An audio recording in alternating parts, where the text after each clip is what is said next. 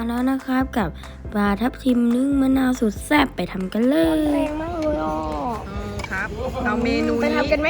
ไปทำกันดีกว่าเนาะน่าอร่อยเนาะตอนนี้นะครับผมได้เจอมะนาวตอนนี้ครับผมกำลังจะปั่นมะนาวอมจีอาจิงฮะโอ้ได้มะนาวมาแล้วนี่ต้องใช้แรงนิดนึงนี่ได้มะนาวมา1 ลูกอัพเดี๋ยวโอ้แล้วเราจะไปเดินทำไมนี่โอ้ยมันมีอยู่ตรงนี้เต็มเลยอ่ะเราอุตส่าห์เดินเนาะมุกเดิมด้วยนะ มันคือมุกเดิมเราจะทำมาดีกับเชฟปิ๊กโอ้ยโอเคไม่โดนโอเควันนี้นะครับเราก็จะมาทำปลาทับทิมนึ่งมะนาวว้าวก็อุปกรณ์ก็จะมีดังนี้นะครับพริกมะนาวปลาทับทิมซาลารี่ชิลลี่กาลิกเลมอนไม่ใช่แซลมอน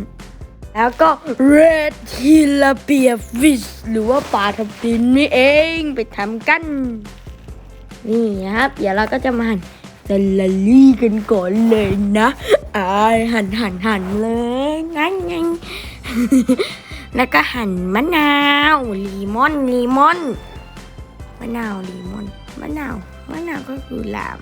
ลีมอนก็คือลีมอนจังแล้วก็จะใส่คอรีแอนเดอร์ลงไปแล้วก็กาลิกแล้วก็พริกกี้แล้วก็น้ำมะนาวแล้วก็น้ำปลาแล้วก็น้ำตาลเชื่อมไม่ใช่สิก็คือน้ำตาลเชื่อมเอามาปั่นเลยงั้นแล้วก็นั้นหมูนะครับก็จะมารับบทแทนนะครับก็นี่จะนึ่งปลางาม15 นาทีนะครับนึ่งไปเลยขั้นตอนแรกนะครับแล้วก็ต้องใส่น้ำจิ้มมะนาวทิ้งไปเลยครับนี่แซ่บบัวแซ่บแล้วก็ใส่ผักชีเลยสลัดที่ผักชีสลัดที่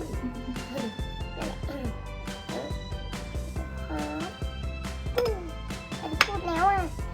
ต่อไปนะครับใส่พริกนะครับพริกชิลลี่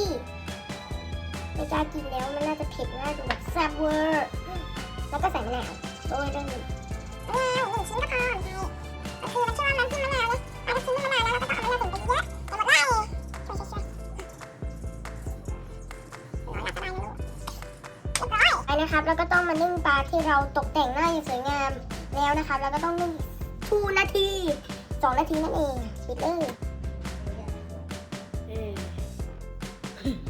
นี่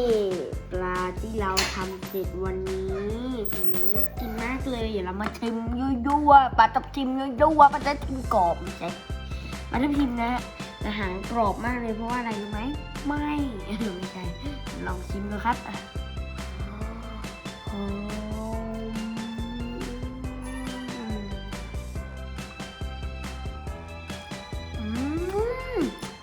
อร่อยมากเลยอ่ะอร่อยสโลโมชั่นให้เองเลย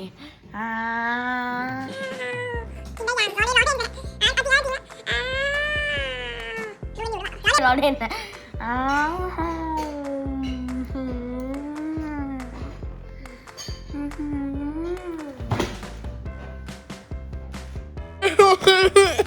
เสียใจ